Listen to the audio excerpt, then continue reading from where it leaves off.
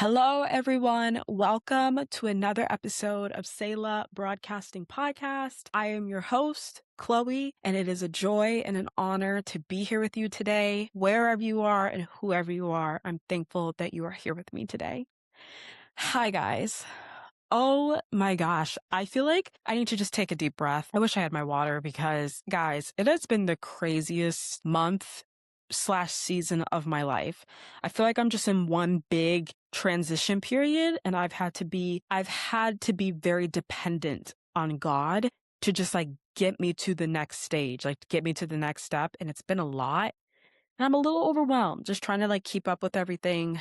As you guys can see, I did not film for like the past 3 weeks, 2 weeks. Yeah, because it's just been kind of crazy because I've gone back to work. I work in childcare, and that's been a little bit crazy. I'll get into that a little bit later, just like updating you guys. But crazy story.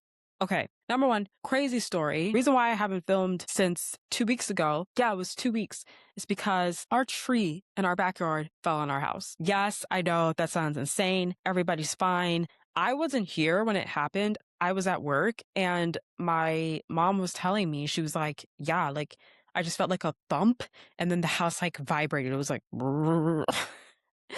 and like it didn't do a lot of damage. Obviously, people came and fixed it. There was like a little dent like on our roof, and it actually broke our electrical line, so that had to get replaced. But the day that the tree guys and like the electric company, the day that they all came and was like fixing everything was a Monday. And Monday's the day that I film. And I was like, you know what? I can't film with all this noise and like people coming in and out of the house. So I skipped that week. And then the week after that, but yeah, they cleared it out. All of that is fine now. But then the week after that, I had a dentist appointment on a Monday, and that was the only opening they had because I was having not tooth problems, but gum problems. And if you're sensitive about like teeth, mouth talk, I'm sorry, you could skip this part. But anybody that wants to know what was going on, I was just having some like gum inflammation, and it was making me kind of nervous because I'm like, why is this happening?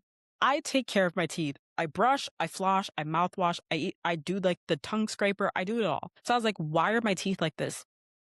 And I went to the dentist, and she looked at my teeth, and she was like, you have a tooth that's like way back here that like you often don't reach when you're brushing your teeth. So like food and like can turn into plaque and like bacteria that you're not getting, but you're not realizing you're not getting it. And also with flossing, like I've flossed like as long as I've been brushing my teeth, but like I haven't always been super consistent with it. Like I would be like, oh, like I haven't flossed in a couple of days. Let me floss. But then recently, about 3 months ago, I started flossing like very consistently. And like my dentist also told me like your gums could be inflamed because they're not used to how much you're flossing. So that's why they were like bleeding a little bit. So sorry if this is gross.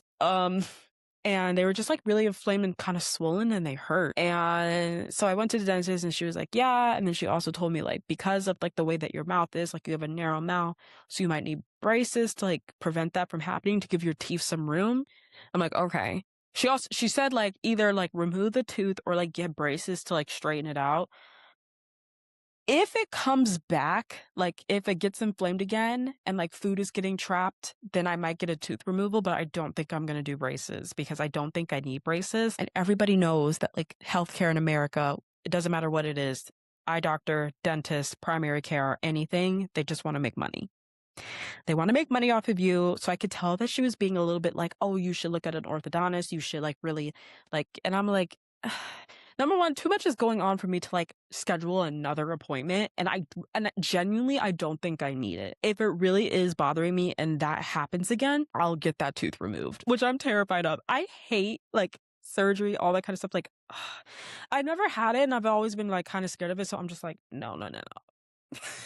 No, please. Yeah, so that was going on. And she also told me like the way I was brushing. Fun fact or life hack for anybody, it's better to brush in circles than like side to side. I learned because if you do side to side, you can accidentally be pushing food like into your gums or like in the back of your teeth without knowing it. Like you think you're getting it, but you're just like pushing more food, and it gets trapped up there like little bits. So yeah, she was like, try and brush in circles, salt water rinses. So yeah, I've been doing that, and it's been healing. It's so much better. Actually, why am I trying to show you guys? You don't know what it looked like before. But I've also heard that people, I think it's in Asia, they do saltwater rinses like often, like after meals, before like when they're brushing their teeth, because it keeps bacteria down, like in your mouth and in your throat. You get sick less often. So I think I'm just gonna try and incorporate that into like brushing my teeth, because I generally do feel better. It keeps canker sores down. I would get a lot of canker sores. That was also concerning to me. But whenever I did a saltwater rinse the next morning, it'd be gone. So that's the update with my gums and the tree falling in my backyard. What else? Oh, I started back at my new job, so my filming schedule has changed a little bit. I still want to post on Fridays, but I'm going to be filming on Saturday. So it's going to be like film Saturday, post last week's episode the next day, and then, post on Friday, and then the next day film for the next week. So it's going to be a little bit like closer together. But my job, I was trying to do it so like mornings were free, but my job really needs me. Oh my gosh, why do I keep hitting this? My job needs me right now. So, crazy things with that. So apparently at my job, sorry if this is a long update, but I just want to tell you guys everything that's been going on, why I haven't been like consistent lately. So at my job, the location that I'm at, it's shutting down. I don't want to say the name of the company that I work at because I don't want there to be any, like, I don't know, for this to get in the hands of the wrong people and then I get in trouble that I like shared information, if you guys know what I mean. But it's shutting down apparently because they're not getting enough enrollment and a whole bunch of other stuff is happening. So I have to transfer at the company that I work at. I have to transfer to another location in another town. Which isn't that bad. It's only like 15 minutes away, but that's kind of crazy because and now I'm a little bit stressed about that because I'm thinking like, oh, like, what do I have to do to like transfer like my file over and like do all that stuff? So, oh, guys, a lot. I'm like beat. I'm beat. I'm like, I just want to sit down and talk to my friends on Selah because I need to. But today's topic, what I want to talk about is something that I'm experiencing firsthand in my life, and it is you will eventually get it if you don't give up. Like, we can't afford to give up on things that we're passionate about, especially if they're things that have to do with bringing the kingdom of God, building the kingdom of God. And to get there, in order to get to the top, you have to make do with what you have. Oh my gosh, I might even like make that the theme of this episode. Like, it's kind of like 2 and 2. Like, in order to get to the finish line, you have to not give up. But in order to even get to the finish line, you got to start with where you're at. You got to make do with what you have. And that is something that I've been learning. And I think so often when we think about something that we want to do, let's say you want to start a YouTube channel or you want to start a podcast, I don't know. And you're like, I can't afford the fanciest camera. I can't afford like a designated space for it. I can't afford to get like a fancy setup or like, what if no one wants to listen to me? I'm not the prettiest. I don't have the nicest clothes. Like, what if no one listens to me? Guys, most of the time, people don't care about your setup or how expensive your camera was or any of that stuff. They care about what you're saying in your message, and they care about if you can help them solve a problem. And I used to be the kind of person that I feel like I overthought everything before I did it, because I was like, what if I'm not qualified enough? What if I don't have what it takes? What if I don't have what I need, or what I have isn't good enough? But do you know how many people I hear stories about who are super successful, and they always like have kind of the same story? Not always, but like, oh yeah, I started in my mom's basement, this like little business, and now I'm the owner of such and such. Or, I didn't grow up with a lot of money. My family didn't have a lot, and now I live in the Bahamas, or I don't know. Like, they always start out at the same place. And I think it just goes to show so many people make excuses. They're like, well, not everyone's fortunate enough to be born into a fortunate situation. Okay, that's true.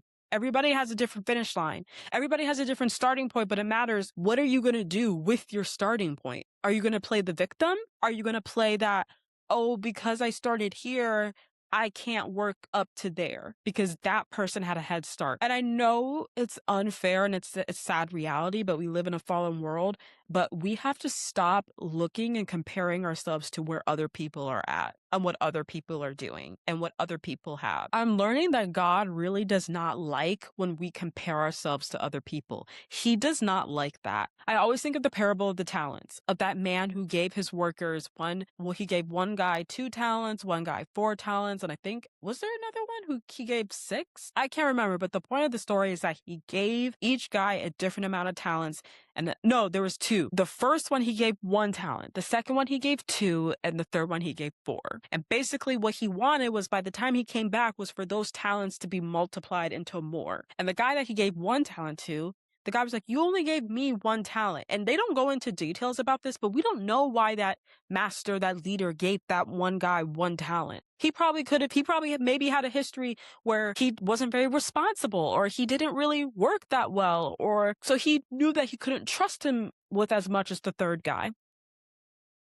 And the master basically said, what business is it to you what I gave this person, or where this person started, or what this person has? You make do with what I gave you. You multiply what I gave you. We're always like, oh, God, it's not fair. Like, why did you let this person have more than me? What business is it to you what this person has? And I feel like that is a lesson that so many of us need to learn, especially in our 20s. I think our 20s, you can be vulnerable to comparing yourself at any point in your life, at any age. But in our 20s, it's so normal to compare yourself to other people. Like thinking, oh, this person got married at this age, or this person has this kind of career at this age, or this person is traveling and I'm still here, or I'm still there. Why am I not as far as this person? And all that does is steal your joy. Comparison is the thief of joy. And also, it makes you discouraged for no reason. Because the thing about this life that I have learned is that it is not a race, and that there is no finish line here on earth. The finish line is meeting Jesus face to face and him saying, well done, good and faithful servant. That is the finish line.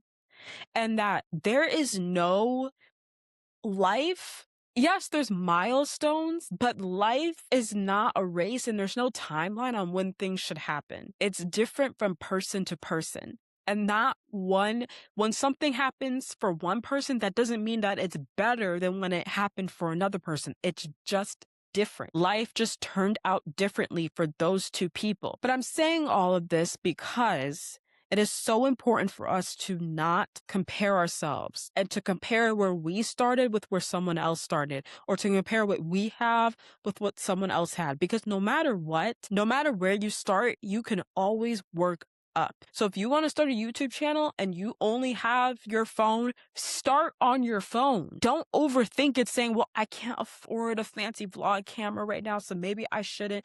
No, you should. Eventually, if you're consistent, you'll start making money on YouTube, and then you could start doing this, or you can save up and then you can buy a camera. But you don't have to have the fanciest equipment to start out. And I think about Jesus when he was here on earth and the impact that he had. And he was a simple man. Nowhere in the Bible does it talk about it talks about what Jesus wears when he's like in his glorified state. He's always glorified, but like when he is like in heaven, and, but it described Jesus as like a simple man, like he wasn't walking around in the most expensive jewelry and the most expensive robes so that people would listen to him. He used his voice, and he used what he had. And he had the most impact, probably, of anyone in all time. He did. He is the icon. And he had very little, but he spoke to thousands, hundreds of thousands. Like, I think I sometimes feel like, because I don't have a fancy setup, no one's going to listen to my podcast. Or because I don't have a closet full of expensive clothes, no one's going to continue watching my videos. What? If what I'm saying is true and people resonate with it, that's what people care about. So don't fall into the trap that the enemy tries to get us in. The minute that we want to, pursue something, step out of our comfort zone, the minute that we want to do something that God is prompting us to do, he likes to whisper lies to us saying, you're not pretty enough. You're not thin enough. You're not smart enough. Your equipment, you can't use that. You don't have expensive equipment. Your quality is not going to be as good. Everybody's going to click off. No one's going to listen to you. Those are all lies to keep us stuck, to keep us in a box, to keep us from spreading out our wings. You'll be surprised how far you can go when you just start without overthinking. Yes, it's good to plan, but don't plan so much that you never do. And when you are in the beginning stages of starting whatever you want to start, don't give up. Don't give up. The amount of people that I've seen give up is astounding to me. Like, part of getting to where you want to be is embracing the journey there. And I won't lie, do you know how many times I've gotten discouraged about this podcast? Because I'm kind of like, is what I'm talking about, am I even good at talking about this? Are people really listening? Does anybody really look forward to these episodes? Or, it's not growing as fast as I want it to, or I don't know. Just all these things that come to my mind, and I could fairly easily say, I'm going to quit this. This isn't working. This isn't growing fast enough. I feel stupid. I feel like a failure. It's so hard to record. My life is so busy right now. I felt discouraged, and I'm like, maybe I should just give up. Maybe this isn't meant for me. But then I remember why I started in the first place. I remember why I started this, and I say, why would I give that up? My reason. Because when you give up what you're doing, you're giving up the reason why you started. And I have to not let my discouragement get to me. Yeah, some days I feel burnt out. Some days I feel like I'm doing so much and I hope it pays off. But if we truly are doing this for a good purpose, something that the Lord has prompted us to do, we have to remember that.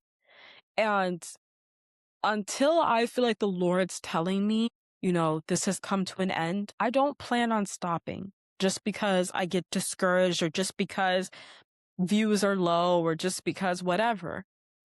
So many people give up, and I'm encouraging you right now, whoever is listening or watching this, please don't give up on the original reason. Don't give up on your goals. Don't give up on your dreams. Don't let anyone take that away from you, what God prompted you to do in the first place. Don't let people or even yourself take that away from you. Don't compare yourself and don't give up. I have found in my life where I am trying to build certain things is that I have to not look at what other people are doing so much with what I'm trying to do because I compare myself. I have to be like, I have to use my own creativity and do this from a place of inspiration from other people, but not trying to compare myself and be like, maybe I should do it like her because she got good results. But I have found that when I'm trying to build something for myself, that I have to keep my eyes on Jesus and not compare. And if you're in a season like me right now where everything feels crazy, you're trying to build things, you're trying to do things,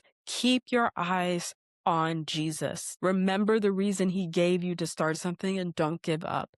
But keep your eyes on the Lord, because when I start paying attention to other things, when I start looking at, oh, these results weren't good, or this person said this about it, or I did that, or that didn't work out, and I try to feel like, God, there's evidence around me that this isn't working, I have to trust my Father. I have to keep looking at him until he tells me that I don't need to do something right now, or something has came to completion, or this no longer needs to be in your life. I have to keep my eyes on the Lord. Please don't let false insecurities or false ideas that you have to have a certain look or have certain things to do the thing that God has prompted you to do. And the thing is, if God has led you to it, he will get you through it. We don't serve a God that abandons us. He says, I will never leave nor forsake you. So if he told you to do something, he will get you through it. I think that this episode is just kind of a short reminder of that, just a short reminder of don't forget why you started, and make do with what you have. Use what you have and work up, because You can't start at level 100. You have to start somewhere, even if that's level 1. But you will get to level 100. You will get there, but you have to start somewhere. And also, don't give up. Don't give up. Don't give up when things are hard. God allows things to get hard so that we can build perseverance and steadfastness in our faith, that we may be perfect and complete, lacking in nothing. He lets things get hard because it's strengthening for us. It's almost like if you went to the gym, if you were lifting weights, you go a little bit heavier each time so that you build strength. I think God does that with his children too. He lets things get hard so that we can build resilience, steadfastness, and strength and perseverance. Don't give up, even when things get hard with whatever you're trying to do. I've felt tempted so many times to give up, but I'm like, I'm not going to give up. I'm not going to give up. And make do with what you have, because what you have is enough. What God has provided is enough. And the things that you need, God will provide.